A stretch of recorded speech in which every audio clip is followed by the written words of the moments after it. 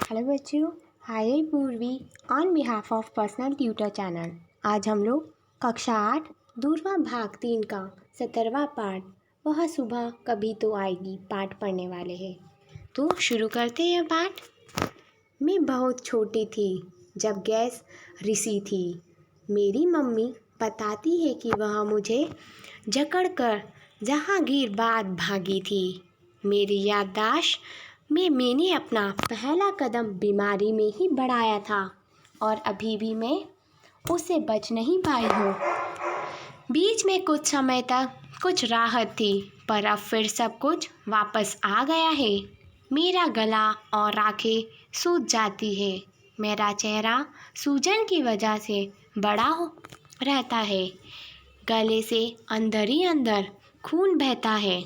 मेरी सांसें बुरी तरह से फूलने लगती है और मैं होश खो देती हूँ। मेरे पूरे बदन पर लाल लाल धब्बे हैं।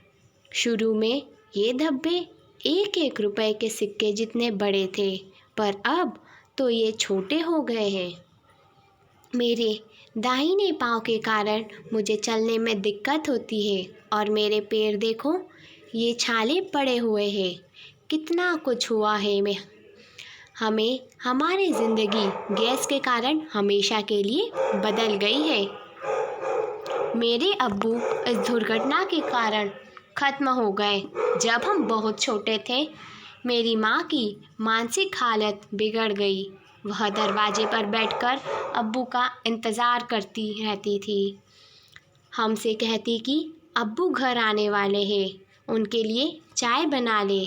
वह उनके पैरों की आहट सुनती और चिल्लाकर कहती कि वे घर आ गए हैं। हम उनसे कहते कि अब्बू मर चुके हैं, पर वह हमसे कहती कि ऐसी बातें नहीं करते। और अगर हम फिर ऐसा कहते तो वह हमें मार देती। हम उनसे कहते कि जब हम बड़े हो जाएंगे तो उनकी देखभाल करेंगे। डॉक्टर लोग हमसे कहते हैं कि उन्हें खुश रखा करें, पर उनकी हालत देखकर रोए बिना रह पाना मुश्किल होता है। यह सब कुछ महीनों तक चलता रहा। धीरे धीरे किसी तरह अम्मी ने अपने आप को संभाला।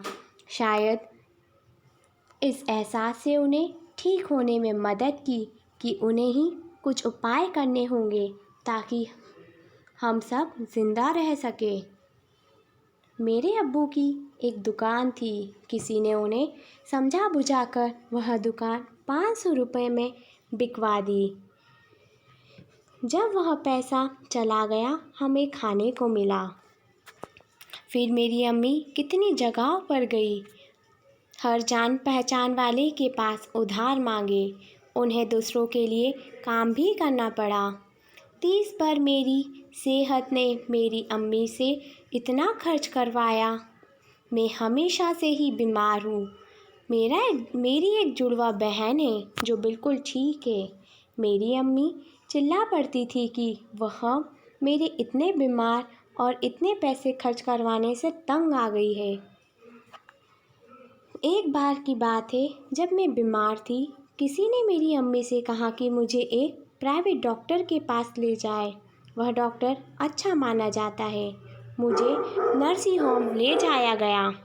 डॉक्टर ने उन्हें बताया कि मैं मरने ही वाली हूँ और मेरे इलाज के लिए सिर्फ नर्सिंग होम के बिस्तर का खर्चा ही 250 रुपये हर दिन का आएगा, इलाज का अलग। मेरी माँ ने उन्हें बताया कि हमारे पास इतने पैसे नहीं हैं। तब उन्हें कहा कि मुझे घर ले जाए, पर वह नहीं मानी। मैं वहीं पड़ी रहती जब तक कि दोपहर को वो ना आती।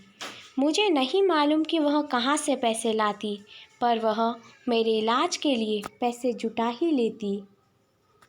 अब मैं आयुर्वेदिक की दवाएं लेने लगी हूँ और उससे मुझे काफ़ी आराम है। मेरे पाँव के छाले सूख रहे हैं, पसलियों का दर्द चला गया है, चेहरे की सूजन, सिर दर्द, बदन दर्द और गले से खून बहना बंद हो गया है। अब मुझे पहली बार ऐसा लगने लगा है कि मैं ठीक हो सकती हूँ। मैं यह जानती हूँ कि अभी हमें बहुत दूर जाना है। मैं इतनी खुश रहती हूँ। मैं तो अब जीना चाहती हूँ। इस कहानी के लेखक का नाम है Salma. I hope you enjoy this video. Thank you.